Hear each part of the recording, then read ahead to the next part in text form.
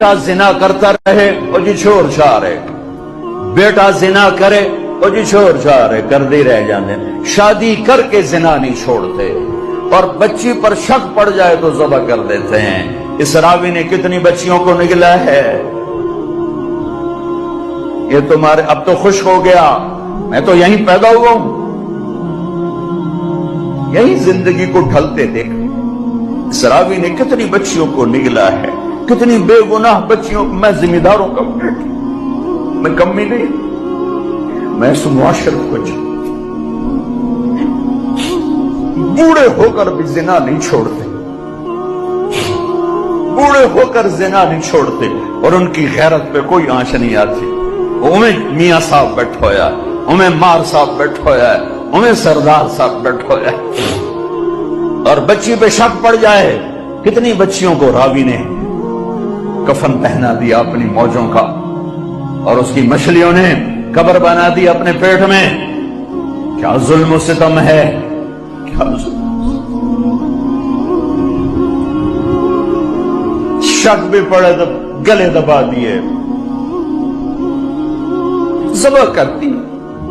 میں یہی کی سنا رہا ہوں، میں کوئی باروں آیا؟ مرد زنا کرتے رہیں، اس بازار حسن کو کس نے گرمایا؟ ان ذمہ داروں نے۔ میں تو جب سے اس بازار حسن کے گشت شروع کی ہے میرا کلیجہ پھٹ گیا ہے۔ مجھے تو یہ عورتیں مظلوم نظر آتی ہیں۔ کون سی عورت ہے جسم بیچنے کے لیے خوشی سے تیار ہو؟ کون سی لڑکی ہے جوانی کا کو بیچنے کے لیے؟ کون بچی ہے جو گھنگرو باندھے گی خوشی کے ساتھ؟ انہیں سرداروں نے گھنگرو بندھوائے،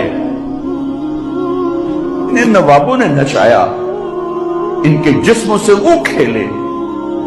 ظالم یہ نہیں، ظالم وہ ہے جنہوں نے ان کے سر پہ دوپٹہ رکھنے کے بجائے ان کے جسموں کو نوچا، اپنی ہوس کا شکار نشانہ بنایا۔ وہ طوائف بن گئی۔ اے اوے میاں صاحب رہا،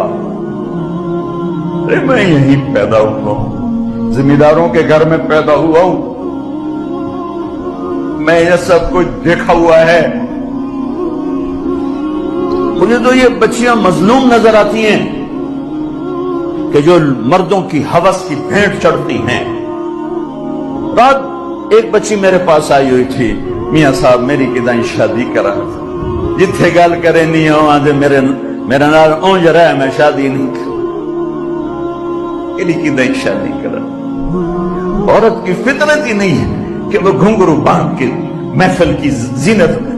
عورت کی فطرت میں تو حیا، پتہ نہیں کن دکھوں سے گزر کر کوئی بچی گھنگرو باندھتی، بچی اپنے جسم کو بیچتی۔ وہ ہیں سولی پہ لٹکائے جانے کے قابل جو ان کے جسموں کو کی قیمت لگاتے ہیں، ان کو عزت کی چادر نہیں پہناتے، اپنی ہوس کی بھینٹ چڑھاتے ہیں۔ اونیں سردار صاحب ہیں، مار صاحب ہیں، میاں صاحب ہیں، چودھری صاحب ہیں، وہ طوائف بن گئی۔ ایک سردار صاحب رہا۔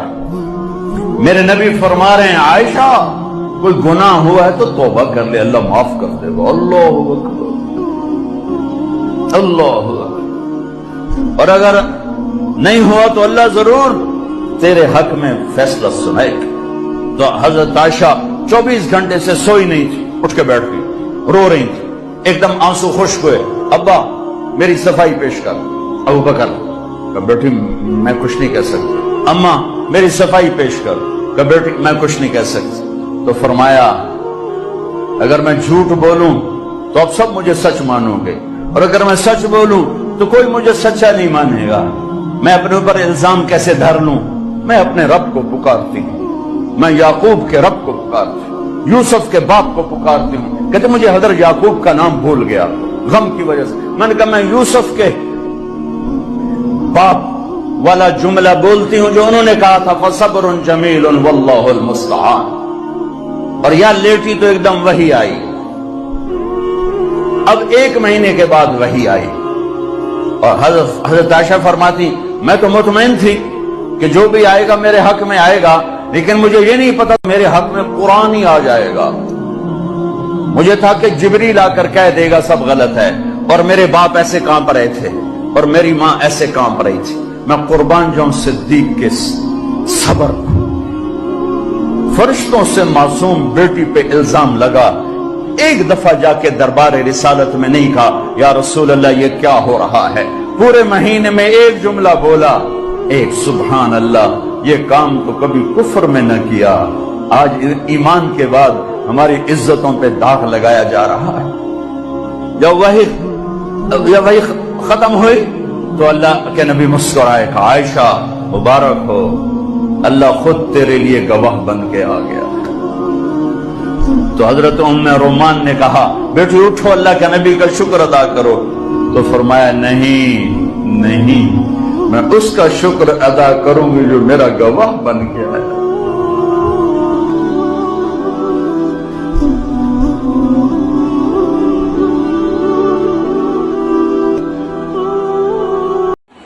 بسم اللہ الرحمن الرحیم۔ اس وقت ہم ریاض الجنہ میں ہیں، اور یہاں ریاض الجنہ یہ وہ جگہ ہے جہاں دعائیں مقبول ہوتی ہیں۔ پروردگار عالم سے التماس ہے دعائیں رسول اللہ کی بارگاہ میں اس وقت تشریف فرمائیں۔ ممبر رسول کے بالکل سامنے بیٹھے ہیں، تمام مسلمان یہاں پہ اکٹھا ہیں۔ اے میرے پالنے والے، اے میرے بار الہا، تجھے تیری بارگاہ میں حاضر ہیں، گناہ گار بندے حاضر ہیں، مگر میرے مالک، میرے پالنے والے، تجھے واسطہ اس بقعہ نور کا، تجھے